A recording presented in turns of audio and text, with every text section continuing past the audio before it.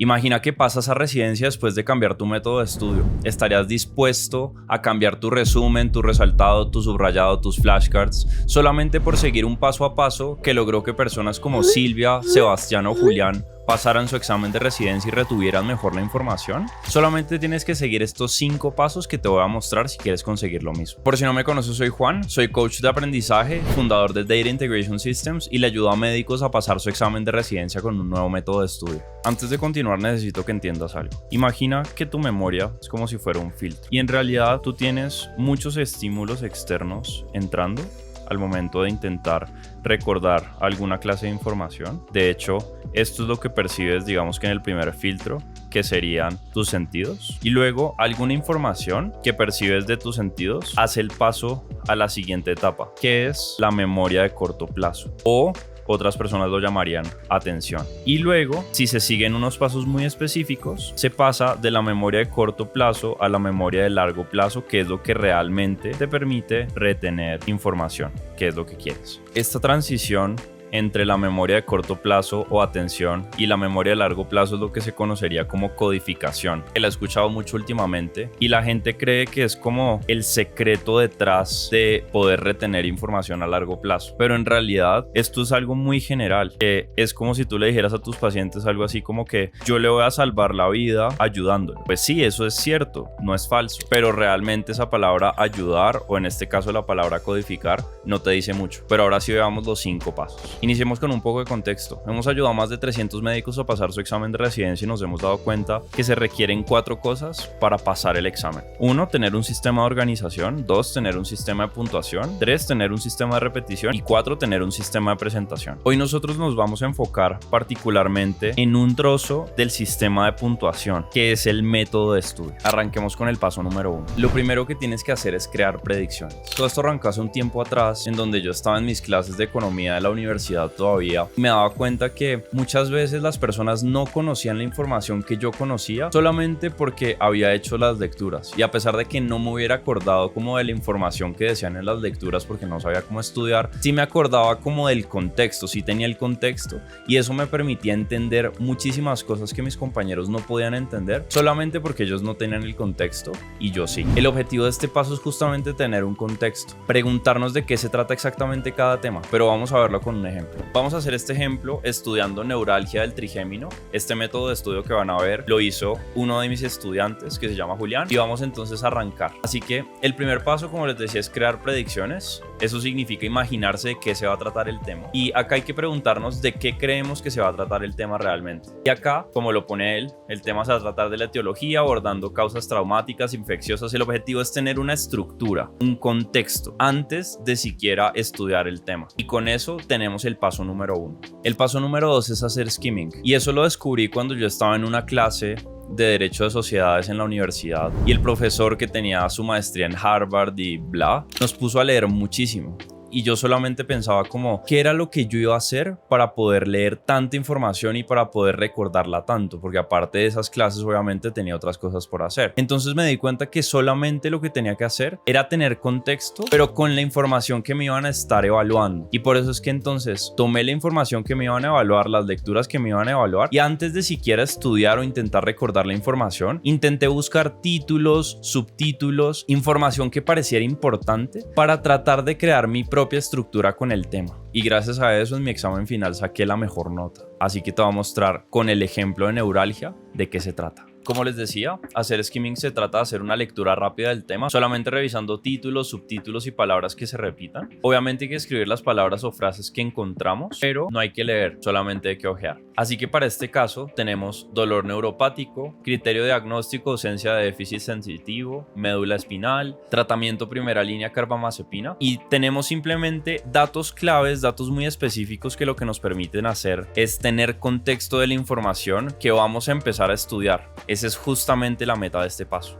El tercer paso es buscar el significado de todas las palabras desconocidas. Y me di cuenta que esto era importante porque cuando yo estaba arrancando a estudiar Derecho, donde nada es lógico, sino que todo es de memoria, que sé que a veces les pasa mucho en medicina, me ponían a leer cosas como estas. Aparición del dueño de bienes vacantes o mostrencos. Si aparece el dueño de una cosa que se ha considerado vacante o mostrenca antes de que la unión la haya enajenado, bla, bla, bla. O sea, si ustedes se dan cuenta, es prácticamente imposible memorizar esa información por una razón particular, y es porque hay muchas cosas que no tengo ni idea de qué se tratan. No sabía en su momento que era un bien vacante, no sabía que era un bien mostrenco, no sabía a qué se refería la unión, no sabía qué era enajenar, no sabía qué era restituir, porque obviamente estaba en los primeros semestres de la universidad y probablemente en su caso en este momento pues haya pasado mucho tiempo entre el momento en el cual habían estudiado un tema y el momento en el cual ahora lo están estudiando, y eso hace que les sea más difícil recordar tanta información. Y ahí fue que me di cuenta de lo que tenía que hacer. Lo que tenía que hacer era concentrarme en una cosa a la vez. Por ejemplo, en este caso, haber buscado qué significaba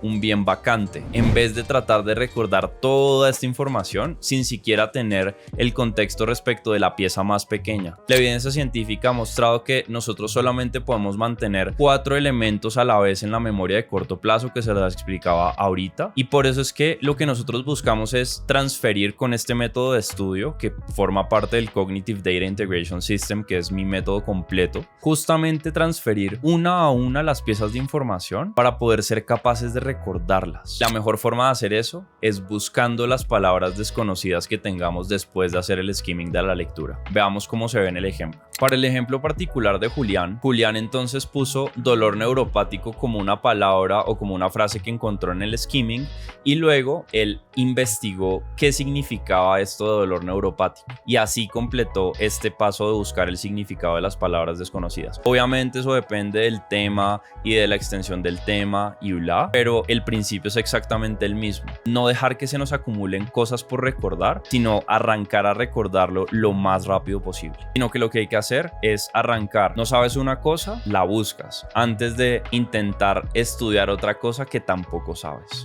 Así es como transfieres una por una las piezas de información de la memoria de corto plazo a la memoria de largo plazo. Así como es necesario que resuelvas una a una las dudas que te surgen respecto de la información, también es muy importante que, para que no te abrumes, resuelvas una a una las dudas que te puedan surgir del método de estudio. Y si eso es lo que te interesa y te gustaría que te ayudáramos a pasar tu examen de residencia, acá abajo puedes agendar una llamada con nosotros para ver si hacemos un buen match para trabajar juntos. El cuarto punto es crear un diagrama inicial del tema. Esto surgió porque yo la verdad no sabía cómo iba a hacer para recordar toda esta cantidad de información que me ponían a recordar para derecho procesal civil. O sea, todo esto que ustedes ven acá es algo de pura memoria, y lo que yo pensaba era que tenía que repetir y repetir y repetir la información, pero realmente me di cuenta que muchas veces no se trata de repetir la información o de resumirla muchas veces, sino de entenderla de una forma diferente, y eso lo haces creando un diagrama. Yo en este caso simplemente creé un cuadro comparativo porque era lo único que sabía hacer para ese momento, pero en realidad esto simplemente es el fundamento detrás de algo muy importante que vamos a ver en el ejemplo, que es crear relaciones con la información dependiendo de cómo la información se conecta la una con la otra. En este caso simplemente tuvimos unas diferencias y unas similitudes entre los recursos de reposición y apelación, y yo sé que ustedes no están familiarizados con eso, por eso vamos con el ejemplo de medicina.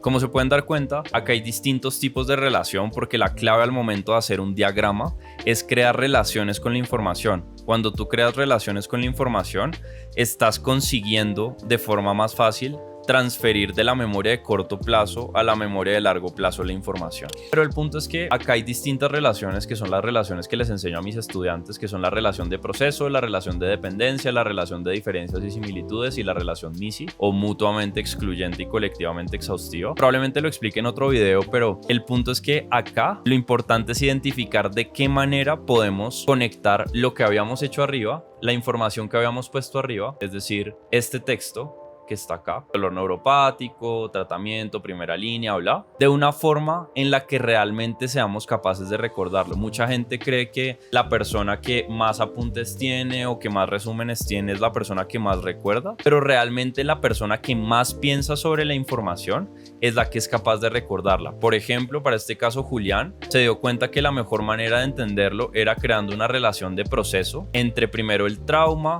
con esta parte que está acá, tercero como tal la neuralgia, cuarto y quinto, y luego se dio cuenta que lo mejor que podía hacer era crear una relación de dependencia que diferenciara entre qué era lo mejor y qué no era lo mejor. Si se dan cuenta arriba, por ejemplo, decía cirugía para los casos que no tienen éxito con medicamentos, y acá eso lo plasmó, pero creando una relación de dependencia entre lo que está acá arriba y lo que está acá abajo. Esa es justamente la clave, que seas capaz de relacionar las piezas de información entre sí dependiendo de la manera en la cual tú entiendes el tema. Y por eso acá la parte personalizada es fundamental, porque puedes decir como sí, esto está chévere, voy a hacer las asociaciones. Probablemente cuando lo intentes te cueste mucho trabajo, porque cada persona entiende de forma diferente la información y le conviene más hacer unos ciertos tipos de relaciones más que otras. Por ejemplo, para el caso de Julián, como les decía ahorita, pues le convino más en este caso hacer una relación de proceso, una relación de dependencia, y